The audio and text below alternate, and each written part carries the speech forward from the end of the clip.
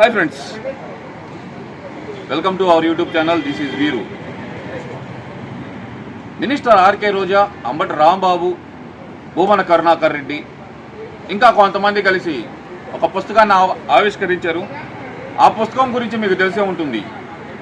రంగుల ప్రపంచం నుంచి రాజకీయాల్లో గడుగుపెట్టిన రోజా గారి జీవిత చరిత్ర.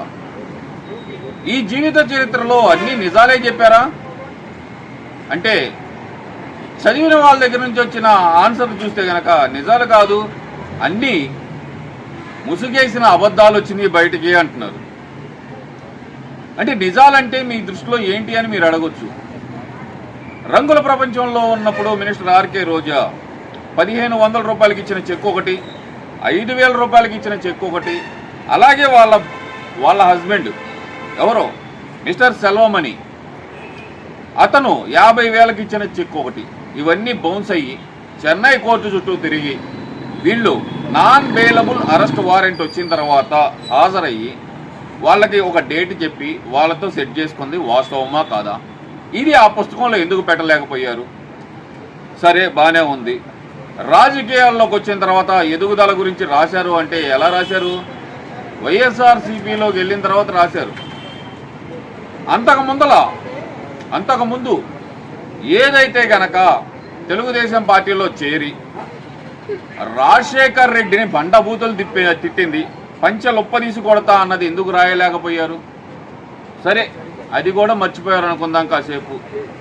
జగన్మోహన్ రెడ్డిని తరిమి కొడతానన్న రోజా మరి రాజశేఖర్ రెడ్డి పుత్రుడిగా మారగానే ఆయన్ని వాటేసుకోవడం మొదలుపెట్టింది. అది రెండో విషయం అయితే కనుక ఇక్కడ మరి ముఖ్యంగా రాసుకోవాల్సింది, ఆమెకి కూడు పెట్టిన ఈనాడు సంస్థ జబర్దస్త్ అనే ఒక ప్రోగ్రాంలో ఈమె ఇబ్బంది పడుతుంది, సీనియర్ నటి ఇబ్బంది పడుతుందని చెప్పి జబర్దస్త్ అనే ఒక ప్రోగ్రాం పెట్టి మల్లెమాలలో ఈమెకి వృత్తి కల్పించిన ఈనాడుపై కక్కే విషం. ఎలా చూడాలంటారు దీన్ని? ఇన్ని అబద్ధాలు, ఇన్ని నిజాలన్నీ దాచిపెట్టి అబద్ధాలను అట్టగా చేసి ఒక పుస్తకం రాసి బయటకు వదిలితే నమ్మటానికి జనాలు ఏమన్నా పిచ్చాలలాగా ఉన్నారా? మిసెస్ రోజా సెల్వమణి, ఇంతకీ నీ పుస్తకం రిలీజ్ చేసేటప్పుడు అంబటి రాంబాబు అలాగే మీ అన్న వీళ్ళందరూ నవ్వుతున్నారు, కానీ నీ భర్త అయిన ఆర్కే సెల్వమణి మొహంలో నవ్వెందుకు కానరాలా? ఎందుకంటే ఇదేం పుస్తకం రా బాబు, అన్ని అబద్ధాలు రాశారు, దీనికే మా వాళ్ళు నవ్వుకుంటున్నారా అని చెప్పానా? లేదంటే ఇంకేమన్నా అక్కడ జోకులు ఏమన్నా పేలా? రోజా ఇప్పటికైనా సరే నోటి దూల తగ్గించుకుంటే కనుక, నోటి దూల అని ఎందుకు అంటున్నానంటే కనుక మొన్న ఏదో అన్నావు కదా, సోమవారం వస్తారా, మంగళవారం వస్తారా, బుధవారం వస్తారా చెప్పండి అన్నావు. కానీ ఆ చివరి కంటిన్యూషన్ చెప్పినట్టయితే కనుక బాగుండేది. దేనికి అనేది, ఇది డిబేట్కి అని నువ్వు చెప్పినట్టయితే బాగానే ఉండేది. కానీ జనాలకి నువ్వు చెప్పింది ఎలా అర్థమైందంటే సోమవారం వస్తారా, మంగళవారం వస్తారా, బుధవారం వస్తారా అని నువ్వు మాట్లాడింది ఇంకో రకంగా అర్థమైంది.